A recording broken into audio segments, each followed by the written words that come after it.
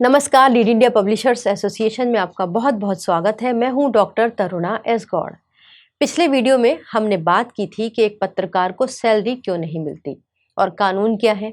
उसके साथ ही हमने सॉल्यूशन बताए थे कि अगर आप भी नौकरी छोड़ चुके हैं या फिर आपको हटाया जा चुका है तो आप खुद का न्यूज़ प्लेटफॉर्म स्टार्ट कर सकते हैं और शुरुआत में आप उसको डिजिटल प्लेटफॉर्म पर रन करें और साथ ही साथ कुछ ऐसे वैकल्पिक यानी ऑप्शनल बिजनेस को स्टार्ट करें जिसके लिए आपको ना तो इन्वेस्ट करना पड़े, ना ही आपको कहीं अलग से कोई यूनिट बनानी पड़े। वो आप काम अपने ऑफिस से ही या फिर अपने घर से भी कर सकें।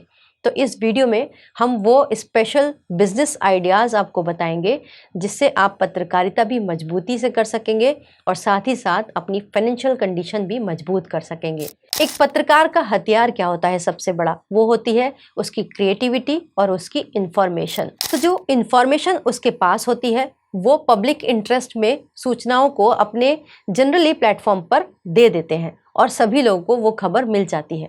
लेकिन कुछ एक्सक्लूसिव खबरें होती हैं जिसके लिए एक विशेष तरीका होता है और वो होता है आरटीआई। अगर आप आरटीआई में अपनी एक्सपर्टी डेवलप कर लें कि आप आरटीआई लगाना जान जाए, वहाँ से सूचना लेना जान जाए, तो आप इसको प्रॉपरली एक बिजनेस की तरह डेवलप कर सकते हैं। बहुत सारे लोग हैं जिनको सरकारी विभागों से सूचना चाहिए होती है लेकिन उन्हें तरीका नहीं मालूम होता। तो आप एक अपना सेंटर खोल सकते हैं। आप अपने चैनल पर या फिर अपने आसपास पैम्फलेट लगाकर प्रचार कर सकते हैं कि अगर किसी को आरटीआई लगाना हो और सरकार से सूचना लेनी हो तो आप हमसे संपर्क कर सकते हैं। उसके बाद आप उनसे बात कीजिए और उनसे कोई एक फीस चार्ज कर सकते हैं। फीस के साथ आप आरटीआई को लगाइए और आरटीआई किस तरीके से आप लगाएं जिससे कि आपको जवाब भी मिले, उसके लिए आप हमारे पुराने वीडियोस देख सकते हैं। इसके अलावा आप गूगल पे अच्छे से सर्च भी कर सकते हैं कि एक स्ट्रॉन्ग आरटीआई कैसे लगानी चाहिए। इस तरीके से आप सूचनाओं को निकाल सकते हैं और उनको दे सकते हैं। इस तरीके से ना सिर्फ आप लोगों की बड़ी मदद करेंगे बल्कि अपने लिए एक बिजनेस सोर्स भी डेवलप कर लेंगे। और इस काम को आप आराम से अपने घर में एक छोटे से सिस्टम के साथ भी कर सकते हैं। यहाँ तक कि आरटीआई तो ऑफलाइन भी फाइल होती है। तो पोस्टल ऑर्डर खरीदना होता है 10 रुपये का।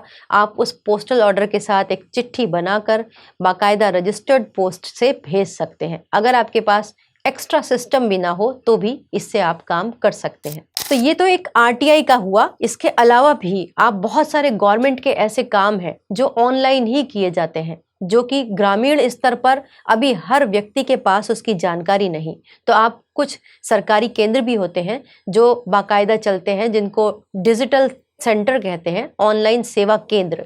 यहाँ पर बहुत सारे काम होते हैं ऑनलाइन, तो वो आप ग्रामीण लोगों के लिए कर सकते हैं और उनकी एक बड़ी सहायता कर सकते हैं। जो दूसरा करियर ऑप्शन आप बना सकते हैं वो है फ्रीलांस डिजिटल मार्केटिंग और सोशल मीडिया मैनेजमेंट।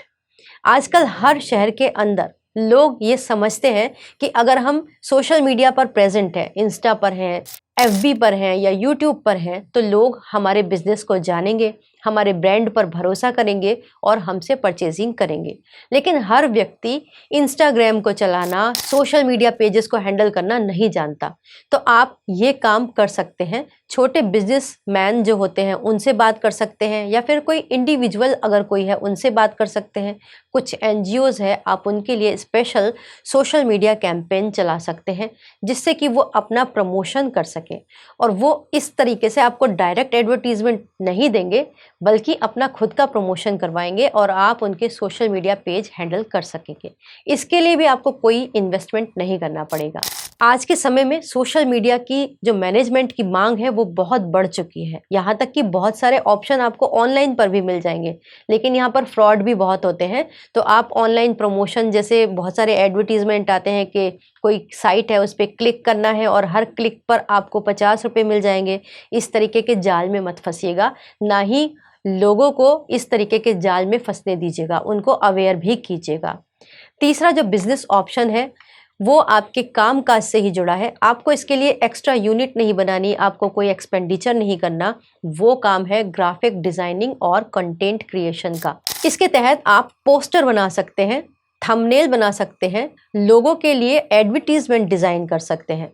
ये सब काम आपको आराम से मिल जाएगा। जैसे कि मैंने आपको बताया, आप गली में, घर के बाहर, कहीं प्रोमिनेंट जगह पर अपना एक पैम्फलेट्स लगा सकते हैं, या न्यूज़पेपर में आप पैम्फलेट्स चलवा कर ये बात प्रचारित कर सकते हैं कि आप ग्राफिक डिज़ाइनिंग का भी काम करते हैं। या फिर आप बहुत सारे जो सोशल मीडिया वाले लोग हैं जो यूट्यूब पर एक्टिव हैं, लेकिन वो यूट्यूब की बहुत सारी चीज़ें नहीं कर सकते, एडिटिंग नहीं कर सकते, वो थंबनेल बनाना नहीं जान सकते, तो ये सारी सेवाएं आप उन्हें प्रदान कर सकते हैं। ये तो बहुत छोटे मोटे टूल हैं, फ्री ऑफलाइन टूल भी हैं, उनके माध्यम से भी किया जा सकता है, जैसे कैनवा है, या फिर आप मुझसे ज़्यादा एडिटिंग टूल के बारे में जानते होंगे। आपके घर में जो छोटे बच्चे हैं, जेनज़ीज़, वो तो और भी स्मार्ट हैं, आपके लिए वीडियो एडिट करके दे देंगे। लेकिन प्रोफेशनली तरीके से करना है तो थोड़ा अपनी स्किल को डेवलप करना, ताकि जब आप किसी से पैसा लेते हैं सर्विस प्रोवाइड करने के बदले, तो काम प्रोफेशनली ही होना चाहिए। और इन सबको काम को करने के लिए जो आपने अपना MSME रजिस्ट्रेशन करवाया है, उसके अंदर आप एडिटिंग करके कुछ क्लासेस को ऐड कर सकते हैं। जैसे आप ग्राफिक डिज़ाइनिंग के लिए कर रहे हैं तो आप उसके संबंधित क्लास को ऐड कर दीजिए, या फिर आप कुछ मैन्युफैक्चरिंग करके दे रहे हैं, सपोज़ कोई छोटी चीज़ आप बना कर दे रहे हैं, तो वो क्लास आप उसके अंदर ऐड करा सकते हैं। जैसे नमकीन बिस्किट बनाकर आप दे रहे हैं, आपके यहाँ पर बहुत अच्छे सेल बनाना आपकी पत्नी जानती हैं, तो आप उस क्लास को ऐड कर लीजिएगा। तो ये भी एक बहुत ही आसान सा बिजनेस ऑप्शन है, जिसमें बहुत ज़्यादा आपको इन्वेस्टमेंट नहीं करना पड़ेगा। क्रिएटिविटी के बदले फाइनेंशियल स्टेबिलिटी खरीद सकेंगे। चौथा करियर ऑप्शन वो है social media advertising agency. MSME के अंदर एक क्लास है, उसको आप ऐड कर सकते हैं, और आप जब MSME की वेबसाइट पर जाएंगे, फॉर्म भरेंगे, तो वो अलग अलग क्लास के बारे में बताता है, या फिर जिस एक्सपर्ट से आप करा रहे होंगे उस एक्सपर्ट से आप शेयर कीजिए कि मैं ये काम करना चाहता हूँ, इसी से संबंधित क्लास को ऐड कर दें, तो वो उसके साथ आप एक सर्टिफिकेशन भी आपके पास आ जाएगा और आप अपना काम स्टार्ट करेंगे। तो इस काम में आप जो आपके आसपास लोकल बिजनेस चलते हैं, मान लीजिए कोई बहुत फेमस साड़ी सेंटर है, तो आप उनके लिए एडवर्टीजमेंट कैंपेन चला सकते हैं। उनको कहिए, आप उनको आइडिया भी दे सकते हैं कि आप अपना कोई खास स्टाइल डेवलप कीजिए। मान लीजिए आप कहते हैं कि हमारे पास में बनारसी सिल्क बहुत अच्छा मिलता है, तो आप उसमें जो बनारसी सिल्क की अलग अलग कैटेगरी है, रेट है, उन सबको बनाते हुए एक कैंपेन डिज़ाइन कीजिए कि 1000 रुपये से लेकर 10,000 रुपये तक की साड़ी इस सेंटर से खरीदी जा सकती है। तो ये तरीके हैं जो बहुत ही कम इन्वेस्टमेंट में आप आराम से स्टार्ट कर सकते हैं। अब आता है पांचवा बिजनेस आइडिया। क्योंकि आप एक पत्रकार हैं, लिखना और पढ़ना और बोलना आपकी हॉबी भी होती है और आपकी स्किल भी होती है, तो content creation, vlogging, videographing, podcasting, ये सब भी आपके नीश हो सकते हैं। मान लीजिए आपके यहाँ पर कोई फेमस पर्सनैलिटी है, कोई स्थानीय स्तर पर कोई खिलाड़ी है, या फिर कोई कलाकार है, या फिर आपके स्थानीय नेता हैं, वो चाहते हैं कि आप उनका पॉडकास्ट करें, तो आप प्रोफेशनली उनसे बात कर सकते हैं। आपकी जो मार्केटिंग की टीम है वो उनसे बात कर सकती है कि हम आपके लिए ये पॉडकास्ट कंडक्ट करेंगे और आप हमें इसके लिए इतना चार्ज दे सकते हैं। तो ये भी आपका एक सोर्स ऑफ बिजनेस हो सकता है, जो आपके उन्हीं इंस्ट्रूमेंट के साथ चल सकता है जिनके साथ आप जर्नलिज्म कर रहे हैं।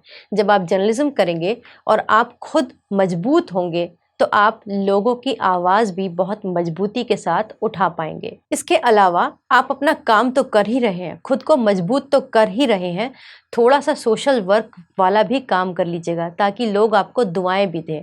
एक काम होता है वो ग्रामीण स्तर पर बहुत ज़्यादा आप कर सकते हैं। जैसे पहले हुआ करता था कि जब लोग बहुत ज़्यादा पढ़ना लिखना नहीं जानते थे, तो वो पोस्ट ऑफिस के पास आकर डाकिया से कहते थे कि हमारी चिट्ठी लिख दो। तो अभी भी हमारे देश में इतनी लिटरेसी के बावजूद भी गाँव में ऐसे बहुत सारे लोग हैं जो लीगल ड्राफ्टिंग या फिर गवर्नमेंट की जो ड्राफ्टिंग होती है, लेटर्स होते हैं, उसको नहीं समझ पाते। तो आप अपनी स्किल को इतना डेवलप कर सकते हैं, आप थोड़ा लीगल डॉक्यूमेंट को स्टडी करना सीख लीजिए, या फिर इंग्लिश को हिंदी में ट्रांसलेट करना सीख लीजिए। तो ये काम भी आप बहुत ही नॉमिनल फीस पर कर सकते हैं और ऐसे लोगों की मदद कर सकते हैं जिनके पास एक मोटी सी चिट्ठी आ गई अंग्रेज़ी में और वो समझ भी नहीं पा रहे। तो ये भी आप उनके लिए कर सकते हैं। उम्मीद करते हैं ये वीडियो आपको अच्छा लगा होगा। अगर आपको अच्छा लगे तो इसे लाइक शेयर तो कीजिएगा, लेकिन मैं आपसे विशेष अनुरोध करूंगी कि आप इसे सब्सक्राइब ज़रूर कीजिएगा, ताकि ऐसे लोगों तक ये वीडियोस, ये स्किल सेट और ये आइडियाज़ पहुँचे जो निष्पक्ष और निर्भय पत्रकारिता करना चाहते हैं। वीडियो देखने के लिए बहुत बहुत धन्यवाद।